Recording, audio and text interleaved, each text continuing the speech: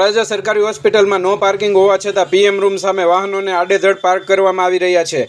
જાણે સરકારી હોસ્પિટલને પાર્કિંગ ઝોન બનાવવામાં આવ્યું હોય તેવું દૃશ્યમાં જોઈ શકાય છે.